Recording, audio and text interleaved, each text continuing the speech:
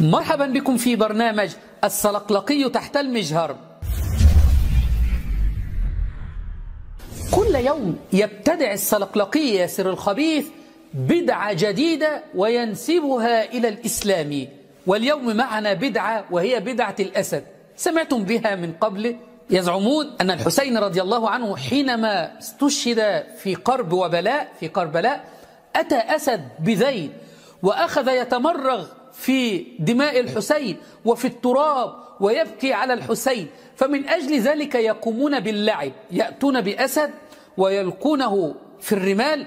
رجل يرتدي زي أسد، لا يأتون بأسد حقيقي، وهذا الأسد يتمرغ ويرفع الرمال، ويأتون بتمثال على أساس أنه جثة ويتمرغ هذا الأسد في هذا التمثال على أساس أنه الحسين. ألعيب، أصبحوا أضحوكة العالم. الآن سنرى السلقلقي ياسر الخبيث يدافع دفاع مميت عن شعيرة الأسد. الناس ترفع أسدا، يعني إنسان يلبس ثياب أسد كذا ترفعه ويسوي هكذا كأنه يمرغ نفسه بالأجساد الطاهرة. إعادة تمثيل شيء يذكرنا بماذا؟ بما جرى في مصاب الحسين وأهل بيته الطاهرين عليهم السلام. ما المشكلة يعني شنو المشكلة في ذلك؟ ما المشكلة يعني شنو المشكلة في ذلك؟ نشاهد الآن هذه الشعيرة وهم يطوفون بها في شوارع بغداد الأسيرة. للأسف ما سترونه الآن يفعل باسم الدين في بلد العراق الأسير.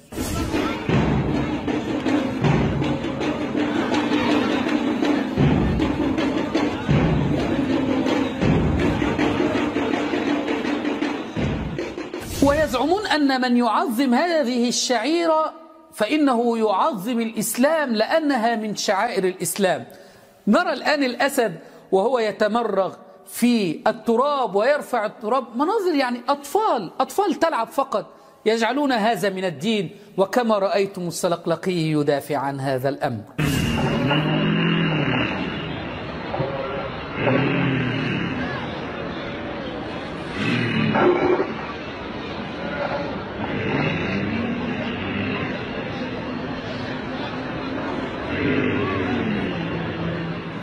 أسد موالي أيها النواصب كما يزعم الشيعة.